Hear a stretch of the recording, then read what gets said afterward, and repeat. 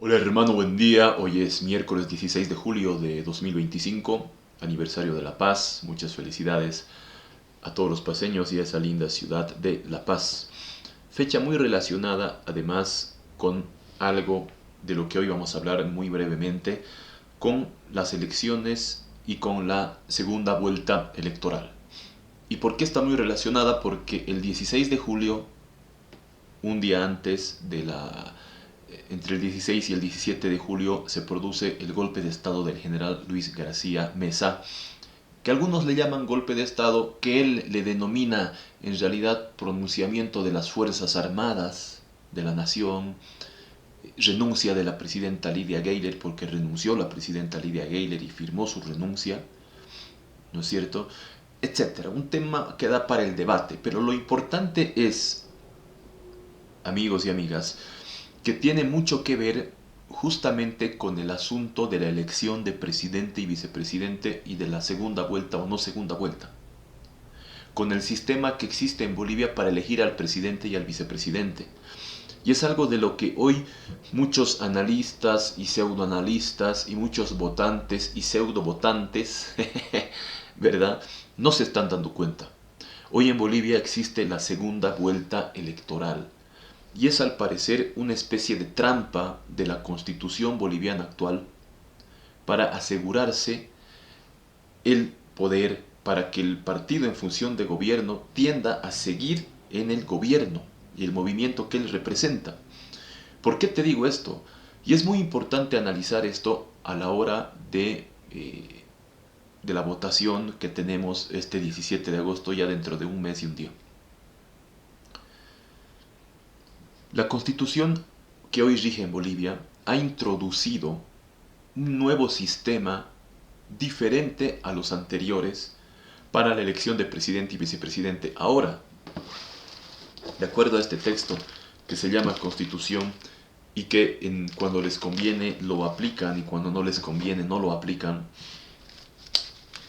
en su artículo 166 nos dice: será proclamado a la presidencia y vicepresidencia la candidatura que haya obtenido el 50% más uno de los votos válidos o que haya obtenido un mínimo del 40% de votos válidos con una diferencia de al menos 10 puntos porcentuales, 10%, en relación a la segunda candidatura. O sea, este es un sistema, en otras palabras, más reforzado para que gane la candidatura que tenga ciertamente una mayoría, podemos decir, más orgánica o más de masas o más de burócratas, ¿por qué no decir así, verdad? Sí, sí, y ese fue el objetivo, al parecer, de esta reforma constitucional. Y esto es preciso tenerlo en cuenta. Ahora vamos a hablar de lo que decía la anterior constitución, que es importantísimo, y por qué está relacionado al golpe de Estado del 80 y cómo se relacionan las cosas y cómo, por el hecho de analizar esas cosas, podemos tener luces para la actualidad y ver lo que conviene a los bolivianos en esta elección, cómo conviene actuar en realidad en esta elección. Es una especie de trampa, de trampantojo en la que nos han metido. Y mira, lo digo por esto. Es sabido que el gobierno, cuando un gobierno entra, ¿verdad? Da pegas por todo lado en la burocracia, que es enorme, cerca al millón de personas, eh, empresas, ministerios, empresas del Estado, ¿no? Directa o indirectamente relacionadas, y es gente que vota solamente pensando en conservar su pega, ¿verdad? Y bueno, entonces el MAS también ha ido teniendo éxito y ha ido ganando, incluso subiendo su porcentaje de votación. Por eso, a medida que ha subido la burocracia, ha subido sus votos. Entonces le convenía, ciertamente al estar en ejercicio de poder, tener y asegurar en la Constitución que ellos promulgaron y que ellos aprobaron, asegurarse que sea elegida la votación con mayor cantidad, con una mayoría, como hemos dicho, de masas o burocrática. La anterior constitución, el anterior sistema de elección estaba basado en la constitución del 67. gran constitución promulgada en el gobierno del general René Barrientos Ortuño, que establecía que era proclamado la presidencia de la República y vicepresidencia el que haya obtenido la mayoría absoluta de votos, igualmente la mayoría absoluta de votos, pero si ninguno candidato obtenía la mayoría absoluta, o sea el 50% más uno de los votos válidos, incluso de los votos en blanco, pero no de los nulos, a eso se refiere, votos válidos, votar por una candidatura u otra o por un voto blanco, pero el nulo ya no cuenta, ¿no es cierto?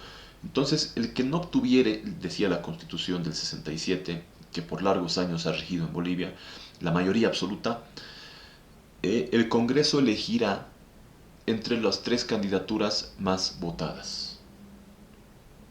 Entre las tres candidaturas más votadas. Y si se produce un empate, volverá a votar, volverá a votar, volverá a votar hasta que se desempate en sesión pública y permanente, permanente. Ahí estuvo, eso ocasionó, en realidad, el golpe del 80 se da por aquello. El golpe de García Mesa, porque en Bolivia, en las elecciones del año 1979, ningún candidato obtuvo mayoría absoluta, entonces el Congreso debió elegir entre los tres más votados. Paz Estensoro, Siles Suazo, ¿verdad? Y el tercero no recuerdo quién era en este momento. Entonces, se produjo la votación en el Congreso cuyo presidente, el presidente del Senado, era Walter Guevara Arce. Se produjo la votación y se empataba y no se podía desempatar y se llegó al famoso empantanamiento en el Congreso y al no poder desempatar incurrió en una arbitrariedad del Congreso eligiendo presidente al presidente del Senado, Walter Guevara Arce, que la Constitución no establecía aquello, la Constitución del 67 en su artículo 90. Entonces fue una arbitrariedad, fruto de la negligencia que nos llevó luego, y por eso Guevara fue presidente, y hubo el golpe de Natush Bush, con argumentos que dieron de que era una defensa incluso de la Constitución, del Congreso y todo lo demás. Y bueno, vino el golpe de Natush. Guevara no podía por demás, digamos, reclamar porque también su elección era arbitraria. Ahí se había roto el orden constitucional.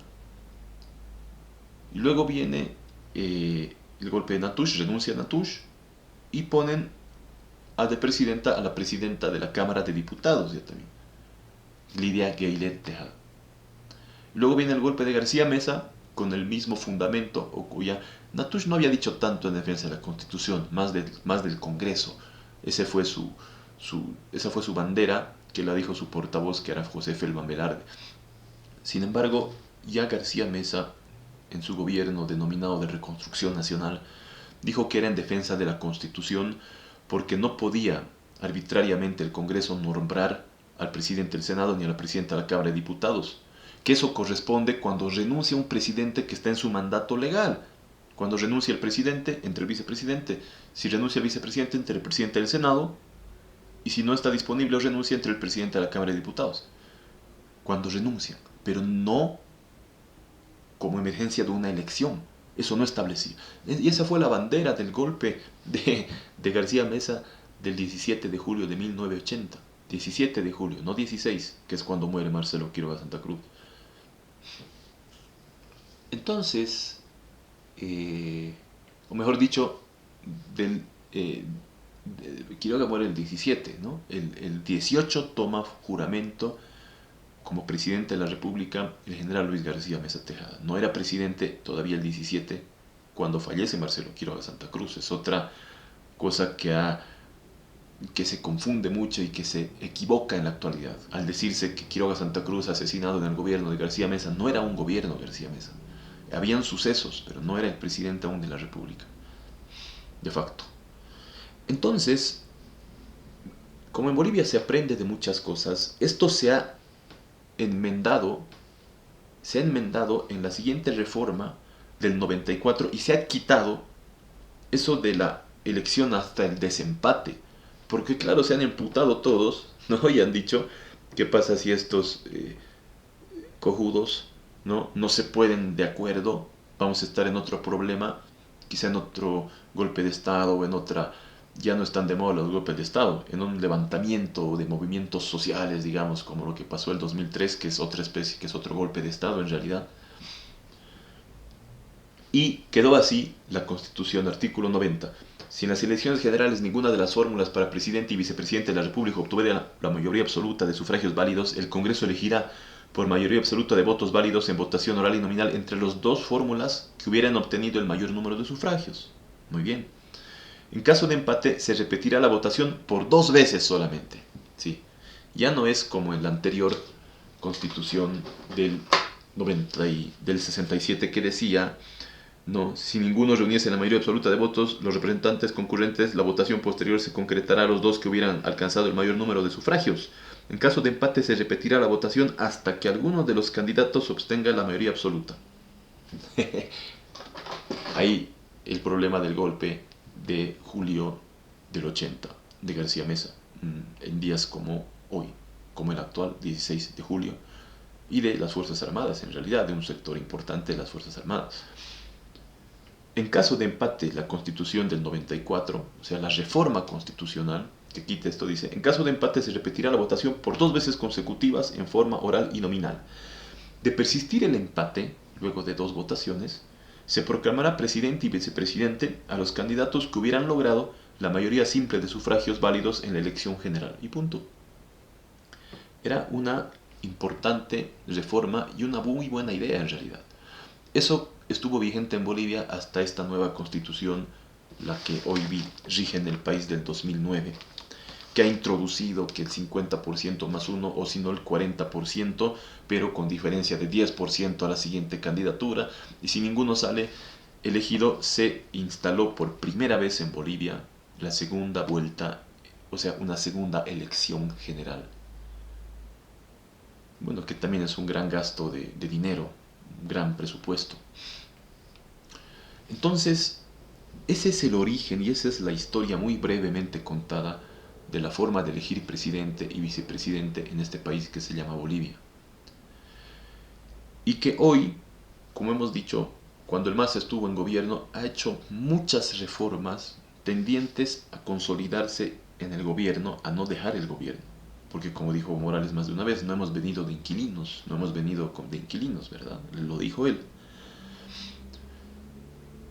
Hoy esto sigue vigente y el gran peligro es ese. No se toma en cuenta al gran ejército de burócratas que existe en el país y que el burócrata tiene su familia, será esposa o querida o lo que fuere, un hijo, 2, 3, 4, 5, hasta 6, 7, 8, qué sé yo. Una mamá, un papá, una tía, un tío, etc. Que siempre a muchos no les interesa un ardite la propuesta de un candidato que es liberal o que él puede sacarnos de la crisis, tiene propuestas económicas importantes o propuestas en política internacional muy buenas o en geopolítica, ¿verdad? No entiende un pepino de eso la gente. La gente solo le interesa que su hijito, su sobrino, o su marido, su mujer, o su hermano, etcétera, siga manteniendo su pega. Entonces vota, si es un voto que yo lo denominaría de unas 2 millones de personas, que no se debe subestimar y que en la actual elección, ese voto, al ver que el candidato del oficialismo, Eduardo del Castillo, no tiene posibilidades de subir al poder, hay un pacto tácito en votar, en votar por el que tiene más posibilidades, Andrónico Rodríguez, que les va a asegurar la continuidad en realidad, porque es parte de la misma estructura del MAS. La estructura de Andrónico Rodríguez, senador por el Movimiento al Socialismo y presidente del Senado por el MAS, es la misma que de Eduardo del Castillo, por ende, y del MAS.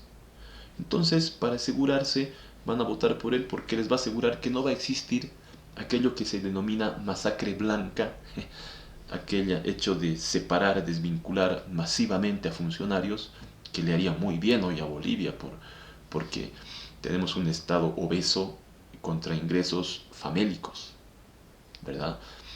Entonces van a votar por aquel, porque si entra en realidad un candidato que significa un cambio de sistema, saben muy bien que todos aquellos puestos que por pura politiquería y por pura empleomanía, como decía don Alcides Arguedas, han sido colocados, van a perder, porque han sido colocados sin méritos, en puestos absurdos, supernumerarios, en puestos que van a tomar té, en realidad que el ítem debería llamarse toma té, que son muchos, muchísimos, cientos o miles o cientos de miles en Bolivia. Entonces, ¿verdad? Ese es el tema. Y por ello, no se debe subestimar la segunda vuelta que por primera vez existe en Bolivia y en la cual Andrónico Rodríguez, sumando este voto, entre comillas, inteligente del ejército de burócratas que existe en Bolivia, tiene posibilidades de ganar. Es por ello que decíamos, y nos han criticado, yo no soy samuelista, no conozco siquiera al señor que responde al nombre de Samuel Doria Medina, pero sí me interesa un cambio del sistema, porque si Andrónico sigue en el gobierno, es la continuación de los 20 años de desgracia de este país, y es el irse a pique para Bolivia. Irse a pique se denomina cuando un barco es alcanzado por un cañón y directamente se hunde ya recto. Ahora Bolivia está así, irse a pique es así. Eso sería, a nuestro modo de ver, una elección de Andrónico Rodríguez porque es la continuación del modelo del Estado plurinacional, que es el modelo del socioeconómico, sociocomunitario productivo, ¿verdad? Eso es el Estado plurinacional, y que Andrónico Rodríguez representa, porque lo ha dicho, viendo sus propuestas como presidente del Senado, porque aquí se debe hablar de lo que se hace en la práctica, no de lo que se dice alguna vez. Él ha declarado como presidente del Senado, está en la página del Senado, el propósito suyo es el Estado plurinacional, consagrar el Estado plurinacional, que es el modelo que ya conocemos que nos ha llevado al lamentable lugar donde hoy estamos. No se subestime aquello, no es una elección normal para votar porque su propuesta me gusta, no, aunque esté segundo, aunque esté tercero o cuarto o quinto, voto por él, no sirve ese voto. Es por ello que yo dije que se debería apoyar al primero, sea que se llame como sea que se llame, el primero que hasta hoy estamos viendo a escasos 30 días, 30 o 31 días de una elección general como pocas o acaso ninguna ha existido en la historia de Bolivia. Hablando de historia de Bolivia, compra nuestro libro del Loal Paposo, Historia Secreta de Bolivia y de la Guerra del Pacífico, un homenaje a Bolivia en sus 200 años, libro del cual soy autor y que te lo voy a mostrar acá. Nuestro libro, que ya quedan muy pocos ejemplares en realidad, Historia Secreta de Bolivia y de la Guerra del Pacífico. Este es el ISBN. Escaneándolo vas a poder ver también las características que tiene nuestro libro en la página, en el registro universal del ISBN. Muy pocos ejemplares de esta historia no contada de Bolivia en estos 200 años de vida como país, escrita por Henry Pablo Ríos Alborta, que soy yo. Seguimos.